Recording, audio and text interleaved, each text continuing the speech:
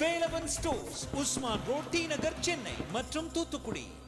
விழா காலங்கள் எல்லாம் வேலவன் ஸ்டோர்ஸோடு. 2026 கண்டிப்பா விஜய் வருவார். ஆனா இதுதான் சந்தர்ப்பம் சொல்லிட்டு அவர் போயிடக்கூடாது. கண்டிப்பா வரணும், எங்களுக்கோசமாச்சும் வரணும், மக்களுக்கோசம் கண்டிப்பா வரணும். வீழ்ச்சிலாம் இல்லை ப்ரோ, வளர்ச்சி தான். அவருக்கு அதுக்கப்புறம் தான் ஆதரவே நிறைய வந்திருக்குது. வந்து டிவிகேக்கு வளர்ச்சி தான், வளர்ச்சியாக தான் இருக்கும். கண்டிப்பா இருக்கு. அப்போ மட்டும் இல்லை, இதுக்கப்புறமா அவர் மட்டும் தான் வரணும்னு நாங்கள் ஆசைப்படுறோம். இது வீழ்ச்சி கிடையாது, வளர்ச்சின்னு நான் நினைக்கிறேன். அவர் தனி வெற்றி இல்லாமல் இது ஒரு வெற்றி வந்துச்சு.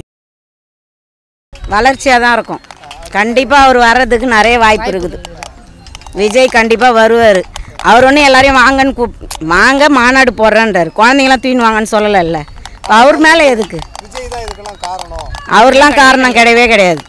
இடம் கொடுத்தவங்களோட காரணம். அதே மாதிரி அங்கே குழந்தைங்க தூயின் வந்து அவங்க பெற்றோரோட காரணம், மற்றவங்களாம் கிடையாது. இது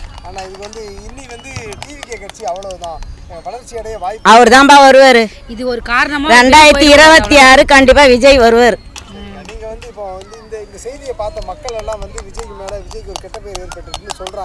அது அவங்களா உற்பத்தி பண்ணிக்கிறது. அவரெல்லாம் எதுவும் சொல்லலைல்ல, அதெல்லாம் அவங்களுடைய கற்பனை. அதுக்கு அவர் காரணமாக முடியாது.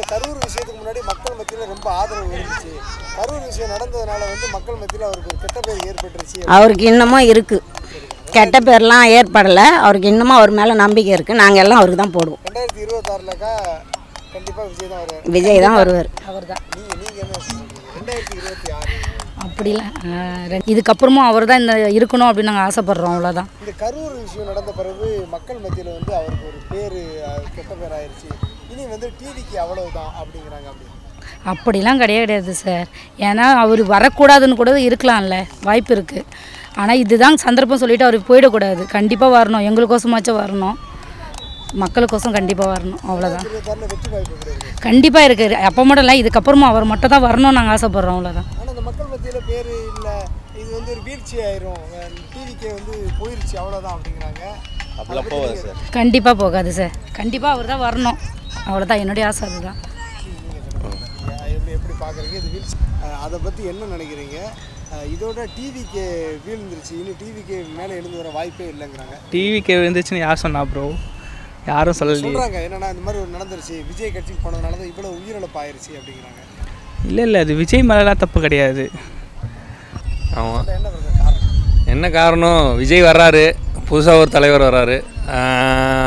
முன்னாடி விஜயகாந்தை போட்டு அமுத்தி விட்டாங்க, அதே மாதிரி விஜயை அமுத்தி விட பார்க்குறாங்க. மேக்ஸிமம் அப்படி ஆகாதுன்னு நம்புகிறேன். 2026 ஒரு சேஞ்ச் வரும். ஆனால் வந்து இந்த கரூர் இஷ்யூ ஆயிடுச்சு. ஆமாம். அதனால் வந்து இனி மக்கள் மத்தியில் வந்து விஜய் வந்து எழுச்சி பெற முடியாது அப்படிங்கிற அப்படிலாம் கிடையவே கிடையாது. தலைவருக்கு அவங்க இதான பேரண்ட்ஸே சொல்லியிருப்பாங்கல்ல, எங்களுக்கு வந்து டிஎம்கே கவர்மெண்ட் வந்து இது கண்டிப்பாக இதுக்கு கேர் எடுத்துருக்கணும். விஜய் வந்து கேம்பெயின் போட்டதெல்லாம் தப்பு கிடையாது. ஆனால் ப்ரொடெக்ஷன் கொடுக்க வேண்டியது கவர்மெண்ட்டோட ரூல்ஸ். அவங்க ஆட்சிக்கு வந்திருக்காங்கன்னா 5 வருஷம் கவர்மெண்ட் வந்து பீப்புள்ஸ்க்கு வந்து அவங்க கார்ட் பண்ணணும். அதுக்கு தானே நம்ம ஓட்டு போட்டிருக்கோம். கரூர் மக்கள் தான் அவருக்கு அதுக்கப்புறம் தான் ஆதரவே நிறைய வந்திருக்குது. இந்த இதில் இதெல்லாம் வந்து அவங்கவுங்க செய்கிற சதினால் அவர் முன்னேறினு தான் இருப்பார் இருக்கணும்னா. இது வந்து விஜய்க்கு மிகப்பெரிய இது ஒரு வெற்றி.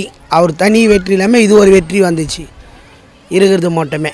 ஆனால் வந்து இந்த ஊடகங்கள், இந்த யூடியூபர்கள்லாம் வந்து இந்த மாதிரி விஜய் வந்து இவ்வளோ பேர் சாவுக்கு விஜய் காரணமாயிட்டாரு, பேசவே மாட்டேங்கிறாரு, இந்த சாவுக்கெல்லாம் விஜய் தான் காரணம் சொல்லணும் அப்படிங்கிற மாதிரிலாம் சொல்கிறாங்க. எப்படி பார்க்குறீங்க? அவரை பார்க்க ரசிகர் கூட்டம் எல்லாமே நிறைய பேர் வந்து இந்த இது வந்து இயற்கையாக நடந்த இதுக்கு அவருக்கு அதுக்கும் சம்மந்தமே கிடையாது. இவரோட பிரச்சனை என்னென்னா மக்கள் நல்லா இருக்கணும்னு சொல்லிட்டு தான் இவர் அந்த சினிமா துறையை விட்டே வந்துக்கிறாரு. ஏன்னா இவரோட சினிமா துறைக்குன்னு பார்த்தாலே அவரோட சொத்து மதிப்பு அவருக்கே அதுவே போதும். மக்களை காப்பாற்றணும்னு சொல்கிறதுக்கோசம் அவர் வந்துக்கிறார் அரசியலுக்கு. இந்த ஒரு சதுவார ஆட்சிக்கு வந்து இந்த ஆட்சியை ஒழிக்கணும், குடும்ப ஆட்சி இருக்கக்கூடாது, இருக்கிற மக்கள் இதில் வந்து நம்ம நன்மை செய்யணும்னு சொல்லிட்டு தான் அவர் அந்த இதுலேயே இறங்கி வந்ததுனால தான் இந்த இதுவே வந்துக்குது.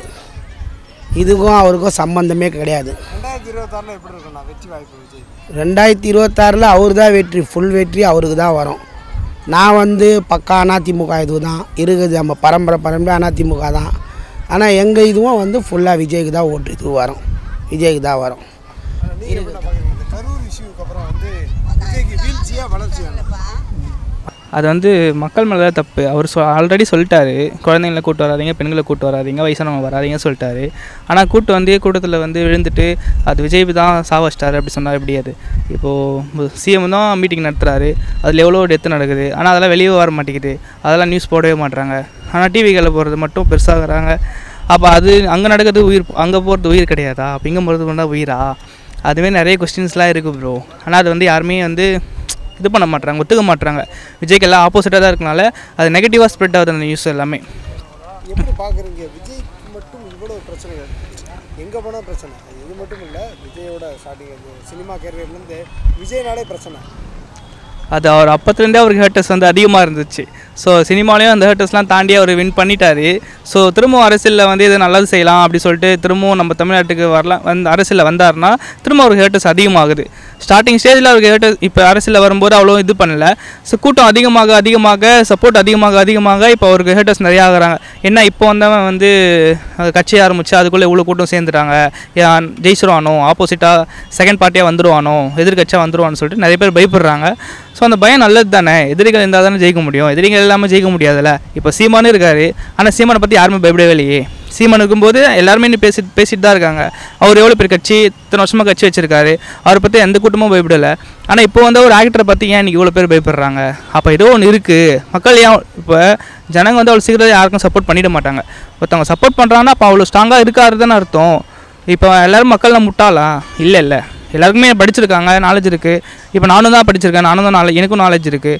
ஸோ நான் சும்மா போய்ட்டு விஜய்க்கு போட்டுருவேண்ணா? ஸோ நமக்கு தெரியும் யாருக்கு போடணும் யாருக்கு போடக்கூடாதுன்னு சொல்லிட்டு. ஸோ அதனால தான் கரூரோட விஷயம் வந்து விஜய்க்கு வீழ்ச்சியாக இருக்குமா இல்லை வளர்ச்சியாக இருக்கும்? வீழ்ச்சிலாம் இல்லை ப்ரோ, வளர்ச்சி தான். இது எல்லாருக்குமே தெரியுது இவங்க தான் பண்ணியிருக்காங்க அப்படி சொல்லிட்டு. இதில் என்ன மிஸ்டேக் அவங்க விஜய் சைட் பண்ணிட்டாங்கன்னா, ஆர்கனைஸ்க்கு ஒழுங்காக பண்ணலைன்னு நான் நினைக்கிறேன். ஸோ ஒழுங்காக ஆர்கனைஸ் பண்ணியிருந்தாங்கன்னா மேபி வந்து இது பண்ணியிருக்கலாம். வளர்ச்சி தான் அவருக்கு. ஆமாம், அவருக்கு வளர்ச்சி. ஏன்னா அவர் பார்க்குறாரு இதெல்லாம், இது வந்து எல்லாம் டிஎம்கேவோட மேட்ரு தான் எல்லாம் அவங்களோட சதி தான். இன்னும் அவர் பெரிய ஆளாவார், அதோட சொல்கிறேன். எப்படி பார்க்குறீங்க வந்து இந்த கரூர் விஷயத்தில் மக்கள்லாம் வந்து மக்கள் மத்தியில் அவருக்கு ஒரு ஆதரவு இல்லை அப்படிங்கிற மாதிரி ஒரு பிம்பத்தை ஏற்படுத்துகிறாங்க. அதுதான் அவருக்கு பிடிக்காதவங்க பண்ணுறாங்க. ஆனால் அவர் பாருன்னு அவர் போகிறாரு, மக்கள் எப்பவுமே அவர் சப்போர்ட்டாக இருப்பாங்க. அது ஒரு ஊரில் வருதுன்னா இல்லை விஜய் பிடிக்குமா அந்த மாதிரி தான் இவ்வளோ இடத்துல இது இல்லாமல் கரூரில் மட்டும் ஏன் அந்தமாரி நடக்குது? இப்போ வந்து டிவிகேக்கு வளர்ச்சி தான், அவங்க தான் பண்ணியிருக்கணும். விஜய் கேம்பெயின் பண்ணுறது முடிஞ்சால் நான் ஜெயிச்சுக்கோ, நீ நல்லது பண்ணியிருந்தீங்கன்னா டிஎம்கே நெக்ஸ்ட் டைம் ஜெயிக்கும். சப்போஸ் ஏதாவது தப்பு பண்ணியிருந்தீங்கன்னா விஜய் தான் ஜெயிப்பார். அப்போது நீங்கள் வந்து ப்ரொடெக்ஷன் நீ கொடுத்துருக்கணும்ல. அவர் கேம்பெயின் பண்ணிட்டு போகிறாரு, போலீஸ்லாம் நீங்கள் என்ன பண்ணீங்க? நீங்கள் பண்ணியிருக்கணும். உங்களோட இது வந்து நீங்கள் வந்து ப்ரொடெக்ஷன் கொடுக்க வேண்டியது உங்கள் டியூட்டி, நீங்கள் அது பண்ணலை.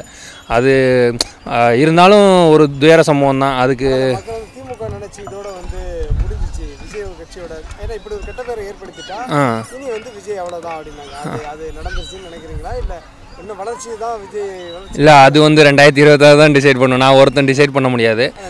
பார்க்குறீங்க பொதுவாக மக்களோட பார்வை தானே? இல்லை, எல்லாருக்குமே டிஃப்ரெண்ட் விஷன் இருக்குல்ல. இப்போ ஒட்டு மொத்தமாக இது என்னோட கருத்து, அவ்வளோதான். நீங்கள் வேறு நினைக்கலாம், அவர் வேறு நினைக்கலாம், யார் வேணால் என்ன வேணால் நினைக்கலாம். 2026 டிசைட் பண்ணும், அவ்வளோதான், வேறு வழி இல்லை.